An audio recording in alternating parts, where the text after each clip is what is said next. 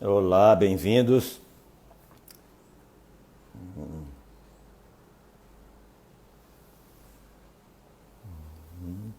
Alguém me dá um sinal se estão me escutando? Cristiane.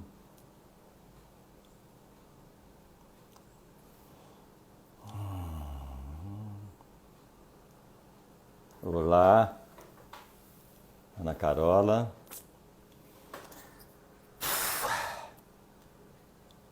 Estão me escutando, né? Já tem um sim ali. Beleza. Então, sejam todos bem-vindos nesse projeto lindo aí da PTR. Para vocês entrarem um pouco mais, para a gente chamar o Li e bater um papo aqui sobre teatro, atuação, encenação.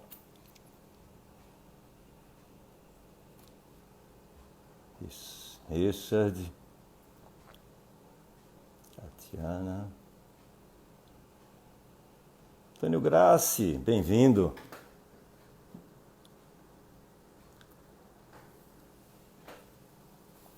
Bom, uma galera boa de teatro se reunindo aqui.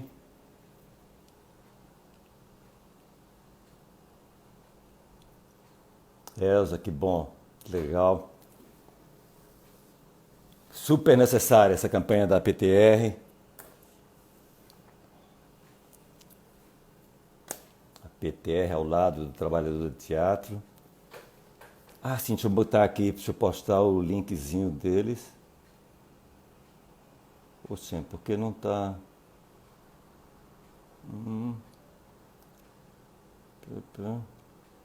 Por que eu não consigo entrar aqui? Ah, aqui agora. Eita. Eu tenho que entrar com um link aqui da... Eu tinha salvo e ele não está aparecendo para colar.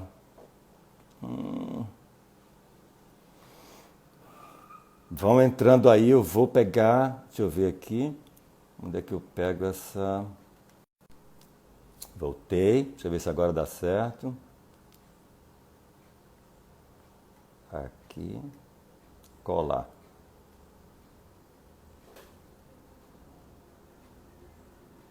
Isso. Cadê? Cadê a opção de fixar?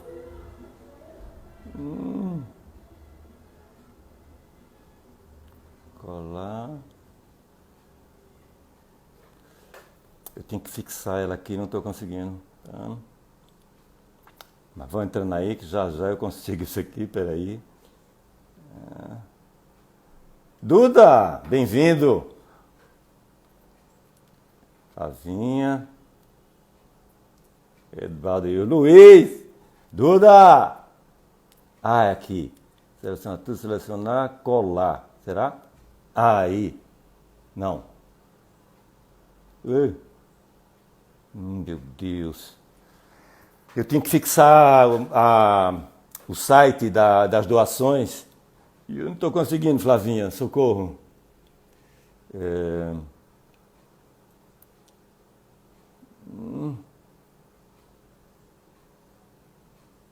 Parece que eu fico... Não, não fixei. Ai, meu Deus.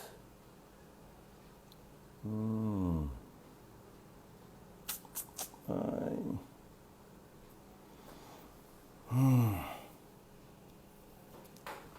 Li também está aí, já publicou o site, mas eu teria que fixá-lo aqui. Eu não estou conseguindo fixar ele aqui com uma mensagenzinha que fica permanente aí. Caramba.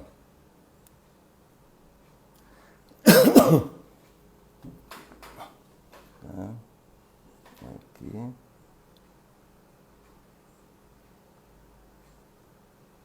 Espera aí. Visualizar. Retelho. Adicionar. Acho que eu estou aceitando o Li Taylor, está chegando aí para a gente bater papo. Cadê tu, Li? Fala, Aí. Luiz. Aí. Como é que você Bem-vindo. tá? Tudo bem? Melhor agora. Bem-vindo à minha cozinha. Ah, eu agradeço. Olha, por coincidência, eu também estou na minha aqui, viu? Ah, é? Então vai ser um papo de cozinha hoje aqui. Sim. Tudo bem com tu? Tudo bem, querido. Eu acho que é possível fixar depois que se cola, publica, e aí parece que tem que clicar no comentário Eu para fiz isso. ele. Depois que eu É, publiquei, fui com o dedo em cima dele, mas tem que ter a opção fixar, não é isso? é verdade. E não apareceu, né? Eu vou tentar mais uma vez aqui. Ver se agora vai novamente. Eu, Colar. eu, eu Aí colei aqui também. aparece a opção publicar. Será que é em algum outro dispositivo aqui?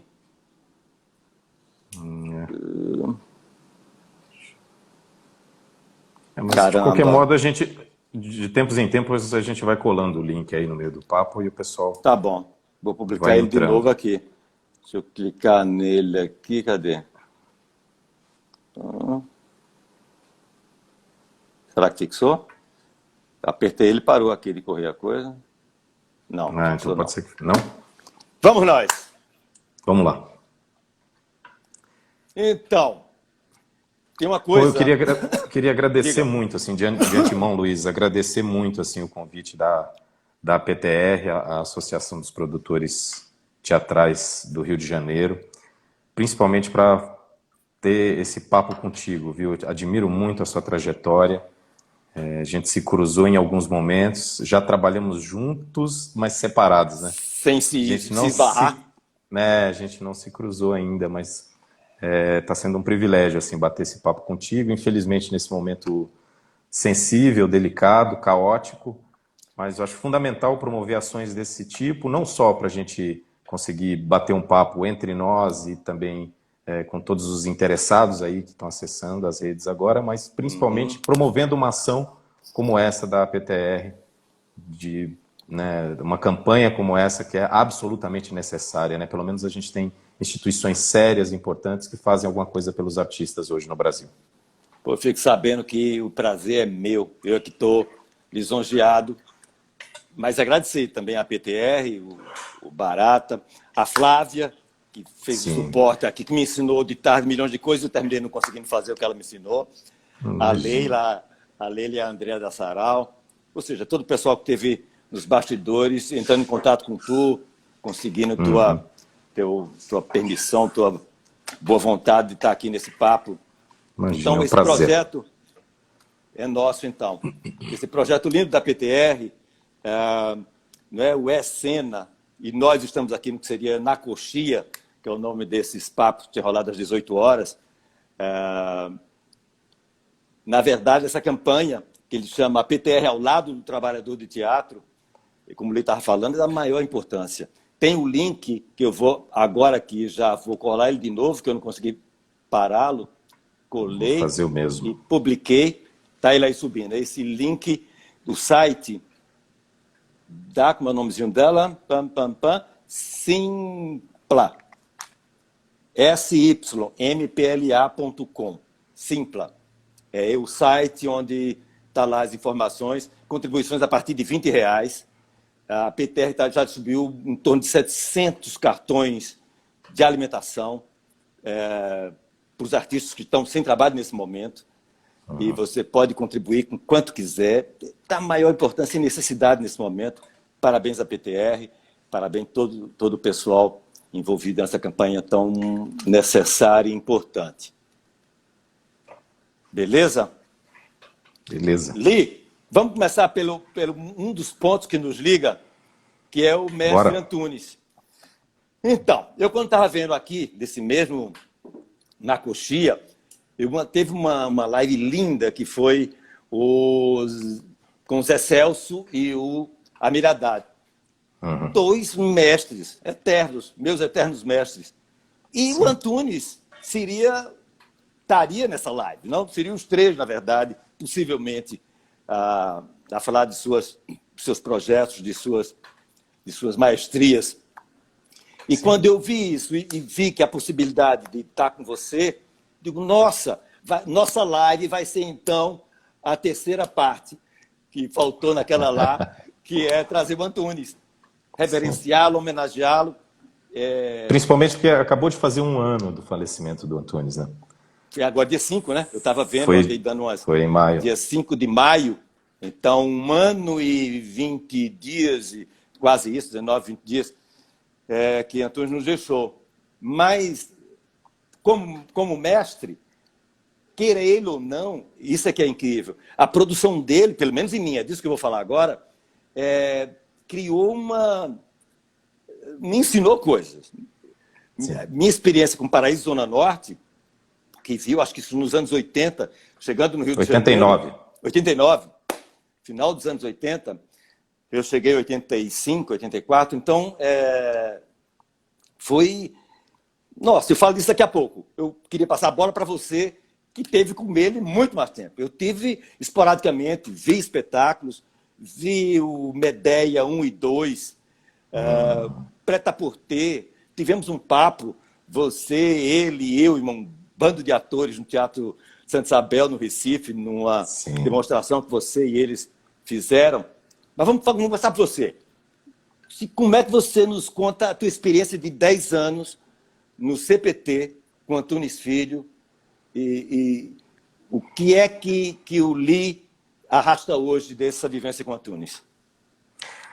Olha, Luiz, foram quase 10 anos, né? Eu passei de 2002 até 2013 lá no CPT, que é o Centro de Pesquisa Teatral do SESC, um dos centros de pesquisa e formação de teatro. Desculpa interromper. Diga. Tua imagem para mim está cortada aqui no nariz. É porque a câmera pode ajeitar mais? Pelo menos ver tua boca falando. Aqui na minha câmera está certinho. Aí, melhorou. O está certo. Mas aqui, como divide para nós dois, porque você fala assim, para mim está dividido. Estranho. Ah, sim. Não, mas para mim tá bem aqui. Era aqui, então, no meu. Vai ver que é só no meu. Sigamos. Agora melhorou. Melhorou? Tá bom. O importante é estar bom para você aí. Então está, vamos de frente. Então, Luiz, para quem não sabe, eu vou contextualizar assim, o Centro de Pesquisa Teatral do SESC, ele é localizado aqui em São Paulo e ele existe desde 1982. Ele foi criado pelo Antunes, a convite do SESC, depois que o Antunes fez o espetáculo Macunaíma, que foi considerado aí um dos grandes espetáculos, um dos 10 espetáculos mais importantes do século XX. O Antunes, depois que dirigiu esse espetáculo, ele ficou reconhecido internacionalmente. Esse espetáculo passou a ser uma quebra de paradigma assim, da teatralidade e Macunaíma. Passou a ser Macunaíma e passou a ser uma referência assim no teatro. Você viu Macunaíma? Em João Pessoa. Nossa. Mas diga lá. Que privilégio. Eu também vi, mas eu vi em vídeo, né? Aliás, eu vi todos os espetáculos da Antunes, mas vi em vídeo. E confesso assim, Luiz, sem tomar partido, assim, as coisas que eu vi do Antunes até hoje eu considero como absolutamente contemporâneas. Todos os espetáculos que eu vi dele. Poderia gostar mais de um, gostar mais de outro, ter algumas críticas em relação a um ou outro, mas esteticamente a força, a potência e o apuro técnico daqueles atores é de uma contemporaneidade assim absoluta. Então, o que na verdade me levou para o CPT, que é esse Centro de Pesquisa Teatral em São Paulo, que o Antunes fundou em 82, foi a minha vontade de me aprofundar no ofício da atuação. Eu já estava em São Paulo, eu vim para São Paulo em 2002 e entrei na USP para fazer graduação e em 2004 eu falei, não, eu preciso de um aperfeiçoamento, eu preciso de um lugar onde eu consiga radicalizar essa experiência da atuação. E aí, assistindo os espetáculos do Antunes, conversando com atores que já tinham passado pela experiência do CPTzinho, que é o curso de formação que ele oferece lá, eu fiquei completamente interessado e quando eu vi o espetáculo, o primeiro espetáculo que eu vi foi Medeia 2, eu fiquei assim extasiado. Eu acho que poucas vezes eu tinha sentido uma sensação como aquela, né, de ser absolutamente arrebatado por uma experiência estética. E fiquei impressionado assim com o rigor técnico, com a precisão, com a sensibilidade, com a força dos atores e principalmente da Juliana fazendo Medeia. E a partir dali eu fui em busca do CPTzinho, prestei o processo seletivo do CPTzinho e entrei em 2004 e me entreguei de cabeça à experiência. Em 2005 eu já estava dando aula no CPTzinho. Em 2005 também comecei a ensaiar o espetáculo, que foi a Pedra do Reino. Só uma pausa aqui. Conhecendo Antunes como a gente conhece, tendo a fama que Antunes tem, você no segundo ano já está dando aula no CPTzinho, já diz tudo de você. Não, na verdade... Já aponta aí o ator que você era, que Antunes tinha esse dele. olho, né? Antunes Todo tinha dele. esse olho. Eu vou te explicar uma curiosidade da metodologia do Antunes. A metodologia do Antunes, ela funciona um pouco como que eu poderia dizer? Ela se desdobra. Então, ele teve essa inteligência, essa sagacidade que poucos artistas... Eu, na verdade, conheci raríssimos artistas que têm essa capacidade, essa potência inventiva e esse interesse em pesquisar, em ter esse conhecimento profundo, não só do ofício, mas de outras áreas, para promover um espaço de formação amplo, assim.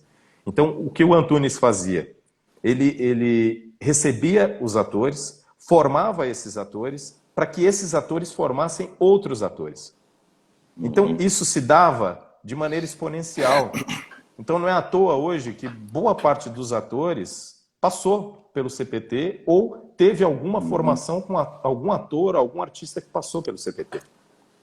E isso vai perdurar por gerações e gerações. Então, o trabalho que o Antunes promoveu, ele não teve um alcance circunscrito aos espetáculos que ele fez, aos atores que ele trabalhou nesses espetáculos, ao público que ele alcançou em São Paulo ou em outras cidades quando ele apresentou os espetáculos. Não, o trabalho que ele desenvolveu se desdobrou por gerações e gerações de atores que passaram pelo CPTzinho, que passaram pela formação com atores que passaram pelo CPT e por pessoas que viram, artistas que viram os espetáculos, como você, por exemplo, que se diz bastante influenciado pelo trabalho do Antunes, né? Então, mesmo não tendo uma experiência direta, só o fato de ver espetáculos dele, você já aprende muito como artista. Eu queria contar um pouco dessa... Eu vou analisar um pouco o que causou esse meu contato com as obras do Antunes, para tirar daí uma certa estética do Antunes e você complementa se concorda ou não com o que eu vou relatar. Eu acredito assim, que todo artista, vou falar de encenador de um modo geral, que é como estamos aqui, de encenadores, atores, se forma com tudo que vê, com tudo que nos influencia. Quando você disse que viu Medea e nunca sentiu aquilo que sentiu, tu foi marcado profundamente, foi arranhado na alma, como eu costumo dizer. Sim, exatamente. Num lugar muito secreto, esteticamente, pela estética, seja por que for, pelo conjunto de coisas.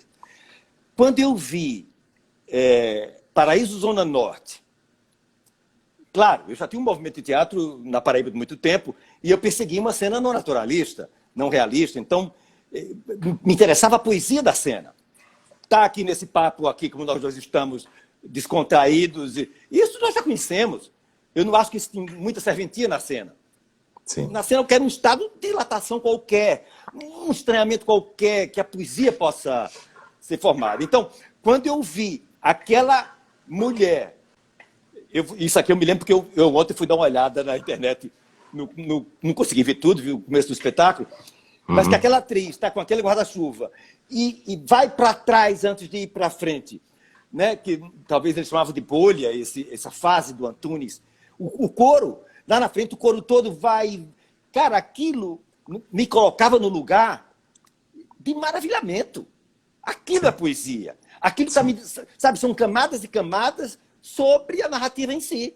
Família, enterro, o coro do futebol. O coro do futebol, que está logo no começo. Não sei se é o Vasco que vai jogar, eles de camisa, com bandeiras, entra aquele coro de homens.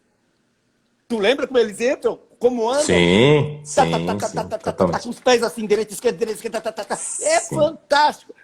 Hoje, eu acho até que me parece um pouco mas naquele momento, arrebatador.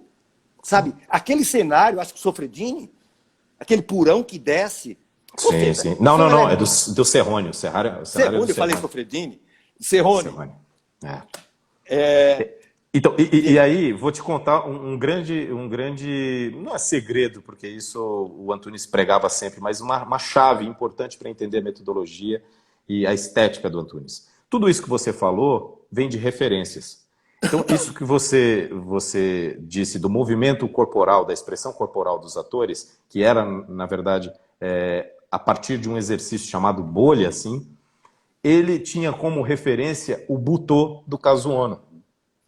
E esse taca-taca-taca que você falou aí do coro dos homens tinha como referência um grupo de teatro japonês também, que chamava Ishinya, que se chama Ishinya. Inclusive, eles apresentaram um espetáculo aqui e nós usamos eles também como referência para a Pedra do Reino. Então, todo o trabalho estético do Antunes ele era amparado por grandes referências.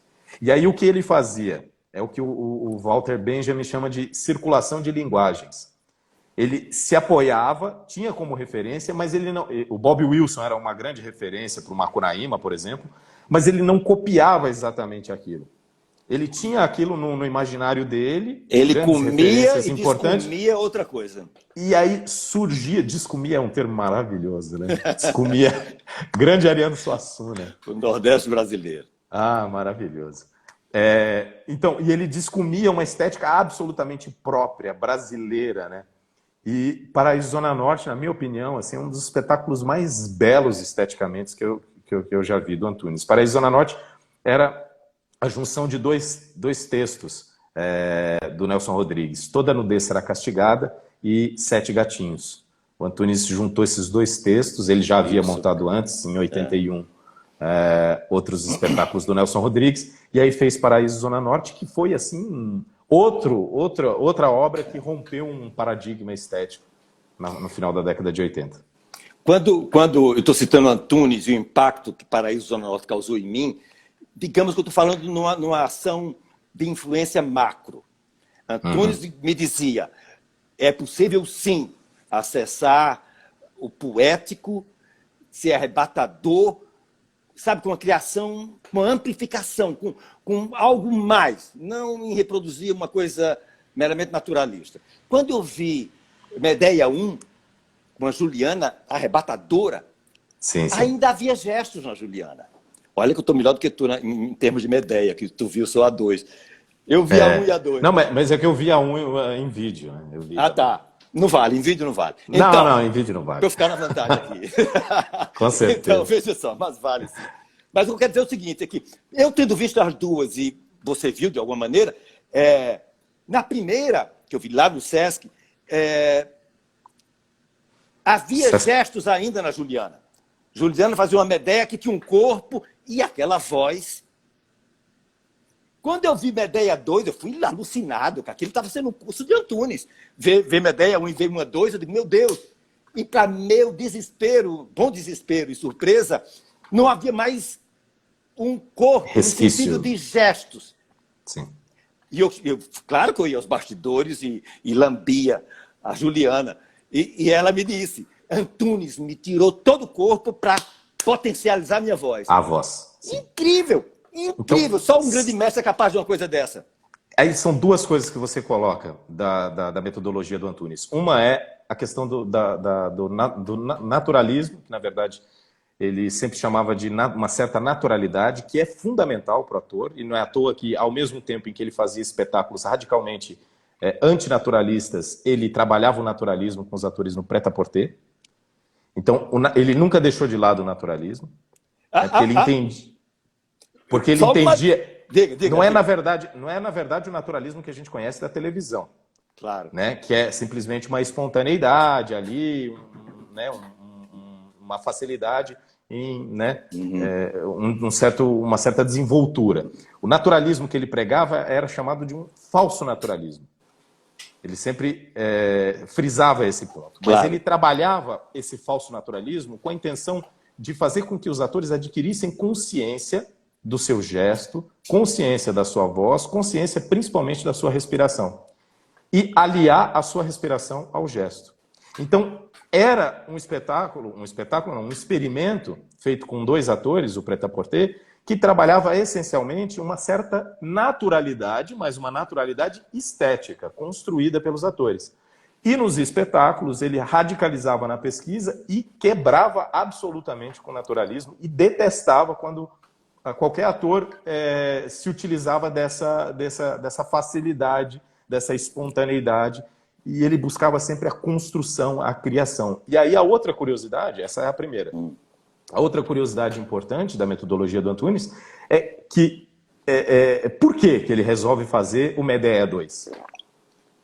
Por quê?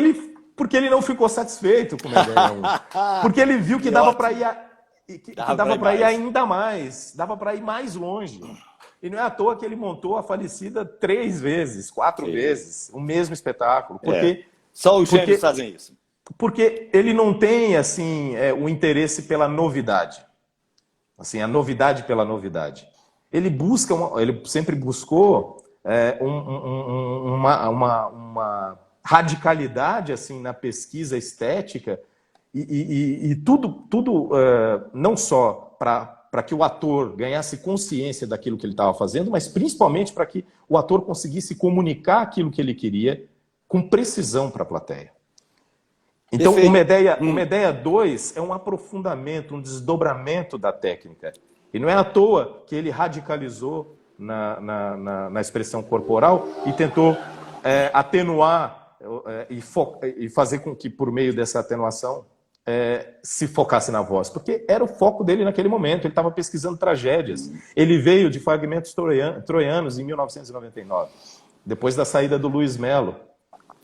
Ele resolveu trabalhar essencialmente voz, porque ele vinha de um trabalho de corpo muito forte, que é Paraíso Zona Norte, Vereda da Salvação, Gilgamesh, Drácula e Outros Vampiros, que é um espetáculo belíssimo, sem fala. E aí, eu vi. Nova Velha História. Eu vi quase tudo isso. Em Fonemol. Então, ele deixou um pouco a pesquisa do corpo e passou que ele já tinha evoluído muito, e passou a focar, ele nunca deixou de lado, mas ele passou a lançar luz para a voz, porque ele queria entender como é a voz da tragédia. E aí eu acho que no Medea 2 ele chegou assim também no ápice. Perfeito. Para não parecer que a gente está só alisando o Antunes, eu vou dizer outras coisinhas aqui.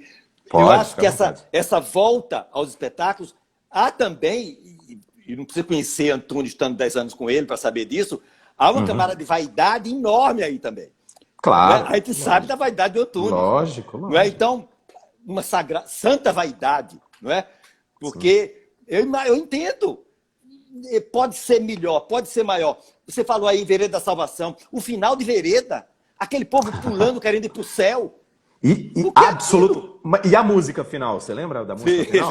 Não sei qual é, mas arrebatou do mesmo jeito. Era uma parada de sucesso, a música que tocava na Pop FM, que estava arrebentando de sucesso. E ele associa essa música de uma dupla sertaneja de Goiás, que era o Leandro e Leonardo na época. Ele associou essa música, era uma coisa absolutamente improvável. Como é que ele ia pôr aquela música naquele contexto? E aí ele expõe a alienação naquele momento, assim, de uma maneira brilhante e arrebatadora.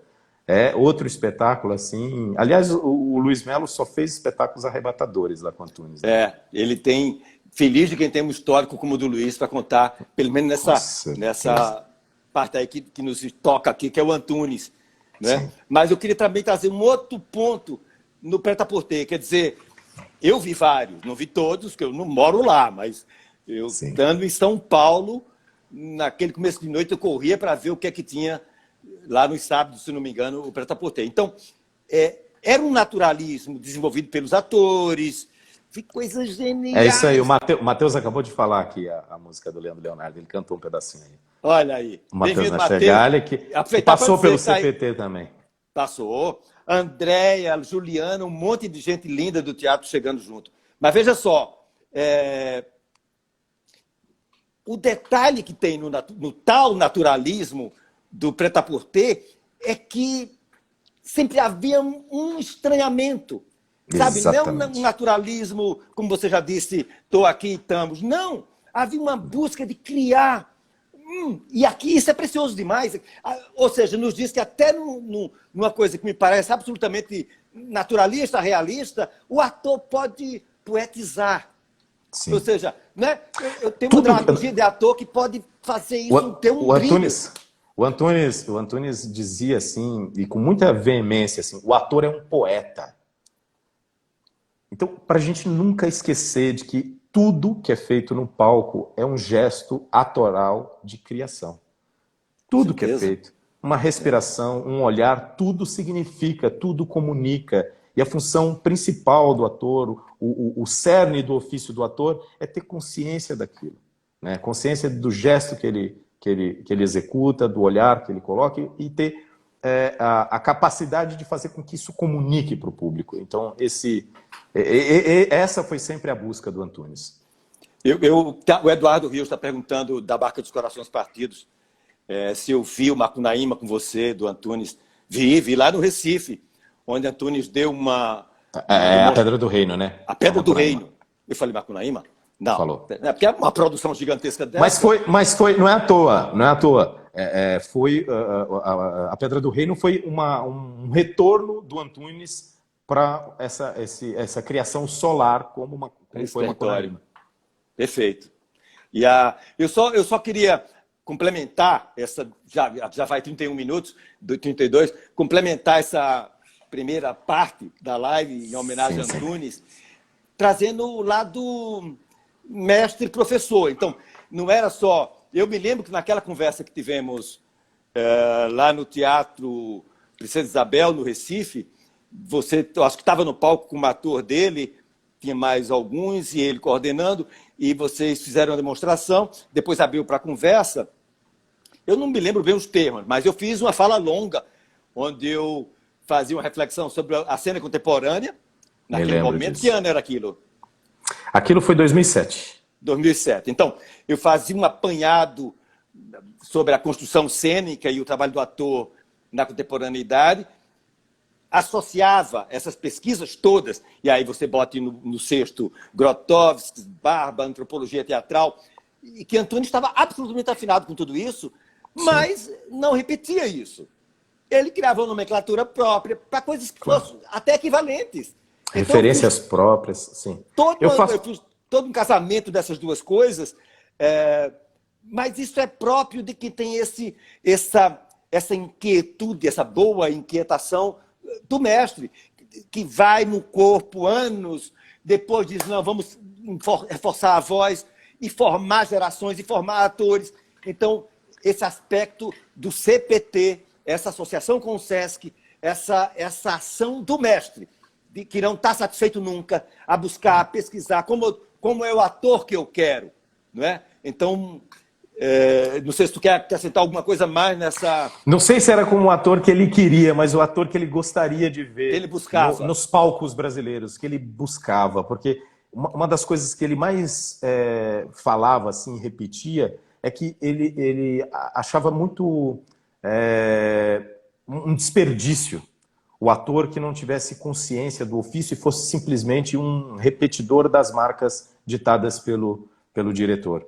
Então, ele lutava, como ele próprio dizia, assim, para que os atores tivessem consciência e para que eles se tornassem artistas e não simplesmente funcionários do palco. Ele não queria as pessoas ali repetindo gestos, movimentos, falando o texto bem falado. Ele quebrava com absolutamente tudo isso. O que ele queria era ver o ator com consciência no palco. Eu repetiria aqui uma máxima que não tem como ser de outro jeito. Eu acho que é o Barba que diz que o encenador, no Grotowski diz que o encenador é um espectador profissional e que é o primeiro a ver o seu ator, o ator que ele está trabalhando. Então, na verdade, ele quer um ator e quer uma cena para o seu prazer. O que Antônio buscava era ajudar o ator a se formar com sua voz, com seu corpo, totalmente associado, uma coisa gerada, nascida da outra, e para seu deleite, não é? Como bom encenador, como bom contador de histórias. Então, ele construía essa grande busca, que fica para a história do Teatro Nacional e, quiçá, mundial, essa grande pesquisa séria, não sei de uma outra no país, tão aprofundada em torno do fazer teatral, cena, atuação. Posso Não estar só no campo besteira. não só não a gente tem grandes mestres, né? Como o Zé Celso, como o Abu Janra, como o Amir Haddad, como o Domingos de Oliveira, vários mestres assim. Mas eu não diria só no campo do teatro, mas em todas as áreas, dificilmente a gente encontra um artista com essa capacidade de criação e formação. Então não se encerrava nele. Tudo aquilo que ele buscava não se encerrava nele, se desdobrou em artistas absolutamente inquietos, tanto quanto ele. Então ele tinha essa capacidade de motivar os atores de uma maneira que eles acabavam pegando gosto pela inquietação. E não foi à toa que, depois de 9 anos no CPT, eu me vi assim, eu falei assim, e agora? O que eu vou fazer? Já fiz 5 espetáculos como protagonista do Antunes. Estou iniciando uma pesquisa de mestrado. O que eu vou fazer agora?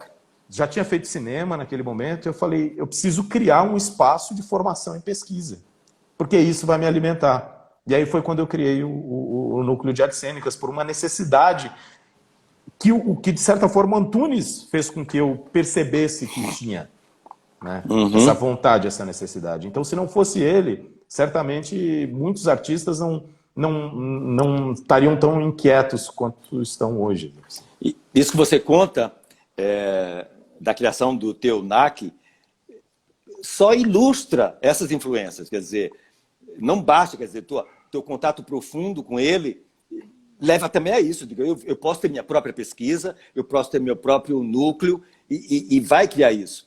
Quando eu comecei essa conversa, falando dessas influências, e no caso do Antunes era uma macro-influência, porque fortalecia a minha crença de que eu queria isso, eu queria uma cena amplificada assim, eu queria buscar através de outros caminhos, através das minhas verdades cênicas. Né? Então, é uma outra busca, mas aquilo me enchia de prazer em ver, enquanto espectador, mas tem aquelas contribuições. E aí já estou meio aqui dobrando a curva e louvando Antunes, agradecendo a Antunes, né, por ter sido contemporâneo dele, por ter vivido numa época em que ele viveu e ter podido desfrutar da maestria, da genialidade da sua arte.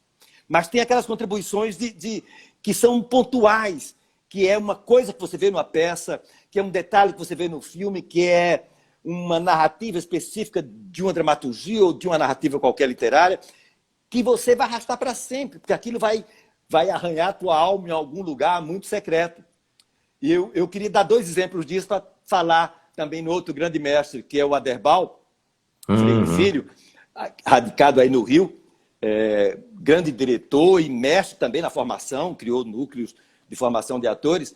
E eu vi uma peça do Aderbal, chamada Soroco, que era uma adaptação de um conto do Guimarães Rosa. Sim, Soroco, Sua Mãe e Sua Filha. Isso, eu acho que o espetáculo só chamava Soroco, eram com atores que estavam na Bélgica e que o Aderbal dirigiu, tem muito tempo, acho que anos 80 ainda, ou começo dos 90. Mas veja só como é engraçado as coisas. É que havia um momento em que Soroco, não sei se ele ou um outro personagem, fazia cocô. E caía, o fruto da ação dele, de fazer cocô, caía no chão. Ou seja, aquilo era de uma criatividade no meio daquela cena e aquele ato inusitado que depois, quando eu monto Val da Sarapalha, o meu cachorro também vai fazer cocô. E eu sabia que a influência era direta, o cocô do Soroco. Só que no meu caso, como era uma coisa muito árida, terrosa, não era uma coisa construída, não tinha uma forma.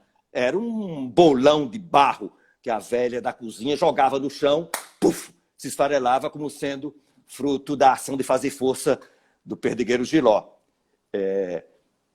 Vendo um espetáculo de dança de Beto Brau, no Rio de Janeiro, no Teatro Cacilda Becker, não sei se era exatamente, mas eu acho que era a Márcia Rubim que dançava, Me perdoem todos envolvidos se eu estiver falando coisa besteira errada, mas tentando resgatar aqui na memória. E havia um momento em que a bailarina pegava ou tirava do bolso ou colocava no bolso uma miniatura de um vasinho de plástico, um vasinho vermelho com uma haste verde, 2 folhinhas verdes e uma florinha colorida. Tem isso em casa de R$ 1,99. Um monte de... Ela usava só um vasinho com a florzinha, e que botava no chão ou botava no bolso, eu não me lembro mais. Mas aquilo eu achei uma quebra, cenicamente, uma bailarina, e aquele objeto singular, ainda em Sarapalha, quando, na encenação, eu achei que o velho tinha que ir até algum jardim, os vasinhos do Beto Brau me vieram à cabeça. Então, há um canteiro de vasinhos, centenas. Por que eu estou fazendo isso? Para falar do que nos constitui. Se Antunes traz em alguma medida macro, a potência de uma cena vigorosa, poética, arrebatadora, esteticamente perfeita, arrisco a dizer, pelo menos para o meu gosto de espectador, há essas contribuições que são tudo que a gente vê ao longo da vida e que vão ficar guardados. E a gente vai descomer de alguma forma. Não é da mesma maneira. Linguagem. Oi? Circulação de linguagens, é isso aí. Então, só para concluir essa ideia das influências, eu comecei falando do Antunes e queria concluir e trazer também esses mestres como o Aderbal e o Beto Brau, cantor, produtor. Então, Lee. Diga lá. Você está me ouvindo como bem? Foi que a... Estou ouvindo bem. Tá bom. Estou ouvindo bem. Como foi que a pandemia te pegou? Fazia o quê quando chegou essa peste que nos isolou a todos? Então, eu estava em cartaz. Eu estava em cartaz aqui em São Paulo, no Teatro João Caetano, que é o teatro municipal aqui, um dos teatros mais importantes aqui de São Paulo, que o NAC está ocupando. O NAC é o Núcleo de Artes Cênicas que eu coordeno, é um curso de atuação que a gente oferece aqui em São Paulo, em parceria com a Secretaria Municipal de Cultura, curso gratuito. E a gente estava ali realizando um espetáculo, em temporada, um espetáculo que é fruto desse trabalho que a gente desenvolve, esse trabalho de pesquisa. E é um trabalho de pesquisa a partir de entrevistas que a gente realizou, só com mulheres, né? Só com atrizes. A gente entrevistou empregadas domésticas. E a gente ficou em cartaz ali durante 2 semanas e estava indo para outro teatro, que é o Centro Cultural Olido. E foi o momento em que a pandemia chegou e cancelaram a nossa temporada, um espetáculo que estava tendo um retorno assim maravilhoso. A gente ficou 2 semanas no Teatro João Caetano, foram 3 críticas, de críticos importantes, inclusive um deles foi o Michel Fernandes, que faleceu recentemente. Nós vamos fazer, eu vou sair da tua live aqui e vou entrar nessa live, nesse bate-papo em homenagem ao Michel Fernandes, logo depois. Entendi. Que é um crítico de teatro aqui de São Paulo que faleceu recentemente. Mas deve voltar, depois da pandemia, o espetáculo deve voltar. Então, a gente tem essa expectativa, mas quando vai ser possível a gente entrar dentro de uma sala de espetáculo e realizar um espetáculo coletivo com plateia lotada, é uma grande incógnita. Qual o nome da peça ali? Estão perguntando. Está perguntando aqui, e a Giovanni também. Era DOC, o DOC é justamente porque era uma pesquisa documental, DOC Malcriadas. DOC Malcriadas, que foi esse espetáculo a partir de entrevistas com empregadas domésticas. E a gente lotou aquele teatro assim de ficarem pessoas para fora. São mais de 400 lugares. A gente ficou que muito ótimo. feliz nessa temporada. E Parabéns. a gente estava indo assim, sabe, num contato com o público, num boca a boca, assim, maravilhoso. E aí, infelizmente, a gente teve aí a pandemia e aí não só interrompemos a temporada, mas também o início do curso de atuação, o NAC 2020. Funciona onde o NAC em São Paulo? Esse ano ele ia começar a funcionar, né? Ele começou com a temporada do espetáculo, mas o curso ia ser realizado no Teatro João Caetano, ali na Vila Mariana. Ele não tem um lugar fixo, ele pode Não, é porque no governo com a prefeitura, nos você 2 anos falou. anteriores, ele tinha acontecido no Centro Cultural Olido, durante essa parceria com a secretaria. Na verdade, esse projeto, ele foi criado em 2013 e ao longo dos anos eu fiz parcerias com diversas instituições, porque o curso ele sempre foi oferecido de maneira gratuita e eu precisava dessas parcerias para que isso acontecesse gratuitamente, mas todos nós trabalhávamos de maneira voluntária. E aí, nos últimos 3 anos, terceiro ano está sendo agora, a gente conseguiu essa parceria, a Secretaria Municipal de Cultura viu a importância desse projeto para a cidade de São Paulo, e com o apoio não só do Ale Youssef, que era o secretário de Cultura no momento, mas principalmente do Pedro Granato, a gente conseguiu levar o NAC para o Teatro João Caetano e fazer temporada lá. Li, não, do meu lado, eu estou em João Pessoa, né? Na verdade, eu estou na minha cozinha em João Pessoa, o Li está em São Paulo. Eu estava aqui fazendo a novela, né?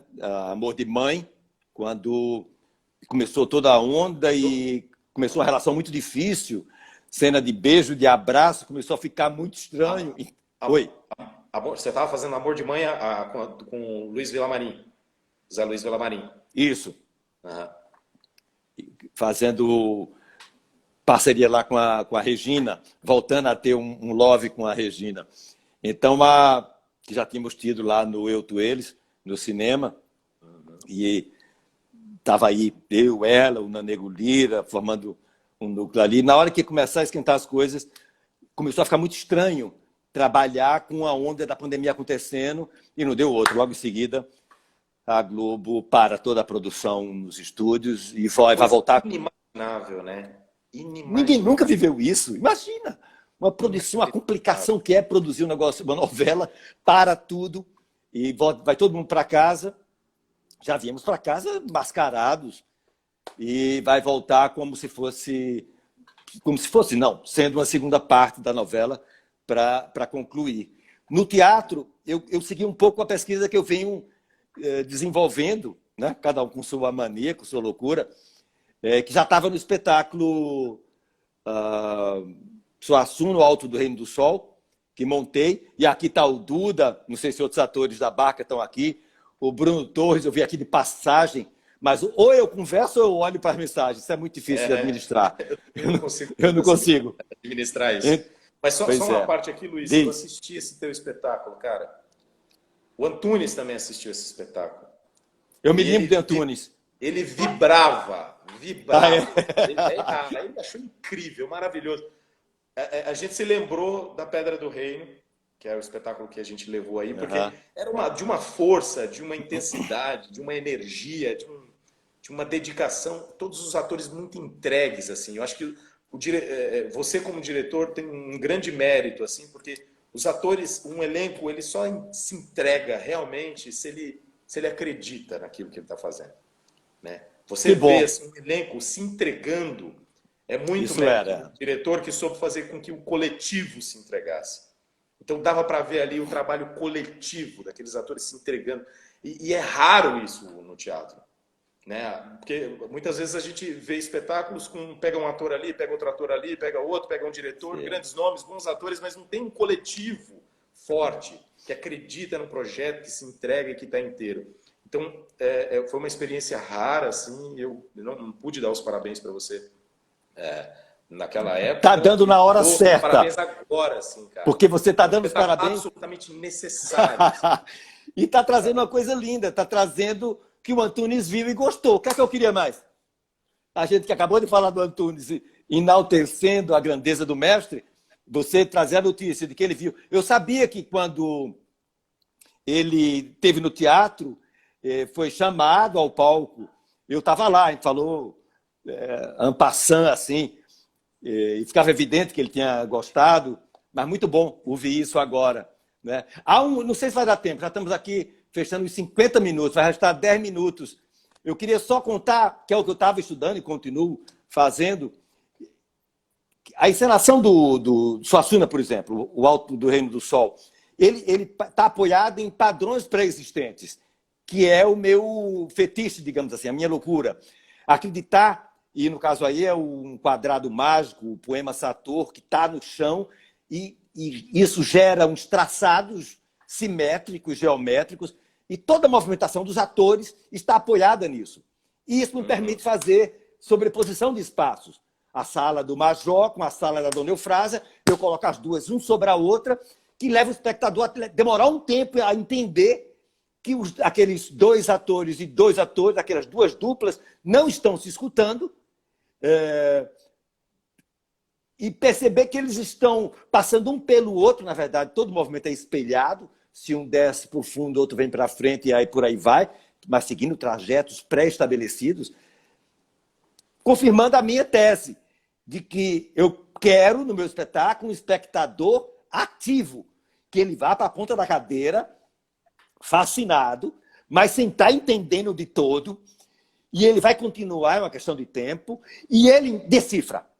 E quando ele decifra, a alegria dele é maior do que só gostar do que ele está vendo. Sim, porque eu costumo dizer que o espectador nessa hora vai dizer: eu sou foda, eu sou inteligente, porra, eu estou entendendo. É uma sala em cima da outra, ou não, vai dizer de outra forma.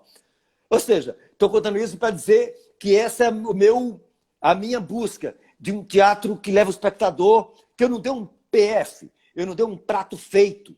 Osman Lins dizia sobre literatura, que literatura não é bombom, que se chupa displicentemente. Eu roubo a frase de Osman Lins e digo: teatro não é bombom, que se chupa displicentemente. Então, Suassuna, que está engendrado em cima de um tabuleiro, menos o circo. O circo é o único território fluido que rompe todas esse aprisionamento, digamos assim, esse enquadramento de um tabuleiro. Na tua viagem cênica, há um filete que veio dessa vertente do Antunes? Há um outro que te conduz? Fala um pouquinho disso. Temos 52,5, estamos aqui. Vou tentar ser breve. É inegável, assim, eu não posso dizer que eu não fui influenciado pelo Antunes. O Antunes é a minha referência principal, né? Porque todas as vezes que eu via um espetáculo do Antunes, eu assimilava um aprendizado imenso, assim, de como tornar o palco um lugar absolutamente poético, mágico e com o mínimo de recursos possível, né? Que eu acho que esse também é o grande mérito do teu espetáculo. Sim. Que, de certa forma, eu vejo aí também uma referência, né? Algo que liga o teu espetáculo às encenações também do Antunes. Porque o Antunes, o principal para ele era o ator.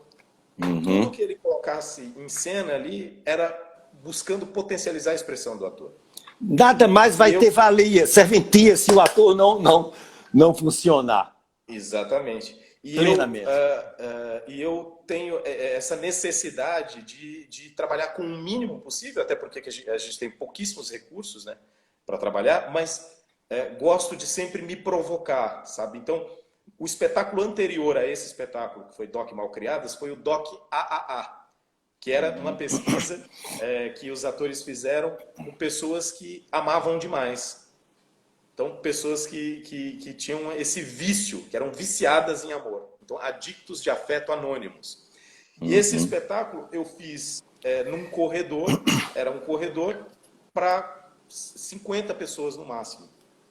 E esse outro era num palco italiano para mais de 400 pessoas. Então, você poder transitar assim, de um espetáculo absolutamente intimista, em que os atores passavam na plateia, interagiam com o público diretamente para um espetáculo de palco, né, italiano, é uma experiência incrível, assim. E eu tenho aprendido muito, e é esse o espaço, né? Eu quis criar esse espaço justamente para formar artistas, mas também para me aperfeiçoar, me provocar e estar sempre em movimento, em pesquisa. Maravilha. Eu estou vendo aqui Matheus Nastergalli dizendo que caiu e ele voltou, que queria só aproveitar isso, já que Matheus está, e tem outros atores, tem um pessoal bacana de teatro aí,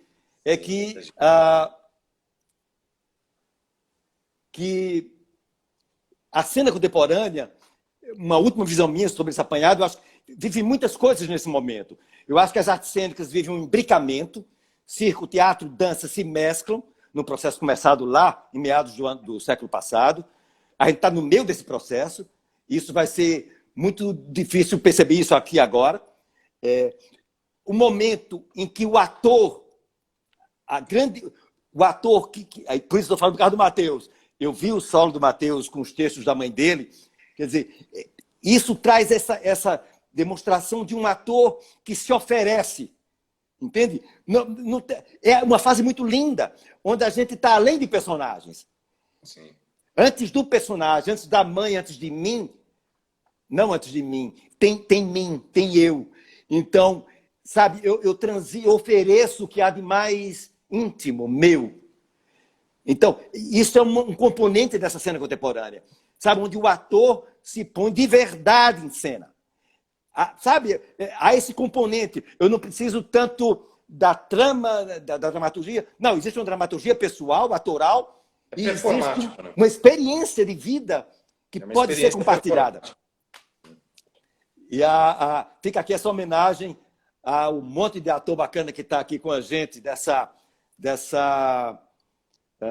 e que fazem essa cena contemporânea, sabe? Essa mescla. E falamos das misturas, falamos do ator novo, mas faltaria completar um outro elemento. E esse estado de ampliação, sabe? Esse estado onde o ator, construído para manusear o que há de mais íntimo seu e oferecer, faz isso de uma maneira poética, sabe? É o caso vou trazer Pina Bausch, né? Dança-teatro. Teatro ou é dança? Não sabemos. Sabe? A cena de Vital mescla. Não importa. A cena de café, onde um bailarino, um ator, empurra cadeiras, abre o espaço da cena para que a bailarina avance. É pura cena. Então, ou seja, estamos eu, você e todos que estão com nós aqui e que estão no mundo, vivem um momento lindo da arte, da cena. Essa fusão, daqui a 50 anos, talvez a gente olhe e diga, eita, lá, quando a gente fazia aquela live com o Lee, se processava isso que hoje eu vejo na minha frente, e que não é mais teatro, não é mais dança, é uma cena nova, é algo que está na cena aqui agora. Infelizmente, acho que a gente tem mensagem. Que encerrar, né? Porque tá passando o nosso tempo. Chegou, já falta 2 minutos, desde 5 que manda eu parar. Gente, Lee. Querido, obrigado, cara. Obrigado a todos e todas que estão acompanhando aí. Parece que vai ter agora um bate-papo aí na PTR com o Marcos Caruso, com o Tunico Pereira, o Luiz Cardoso e a Cristina Pereira. Com a Cristina Pereira. E amanhã... Um beijo para vocês. Para você também, Lee, para todo mundo. E amanhã, nesse mesmo horário, Kiki Dias e... Drica Moraes. Não percam, não. Obrigado pela presença. Entrem aí na PTR e contribuam com a campanha. Uma campanha absolutamente bem lembrado, fundamental para ajudar a apoiar os artistas. Os artistas de teatro. Parabéns à PTR pela iniciativa. Tchau, gente. Viva. Tchau, Lee. Valeu, querido. Um beijo.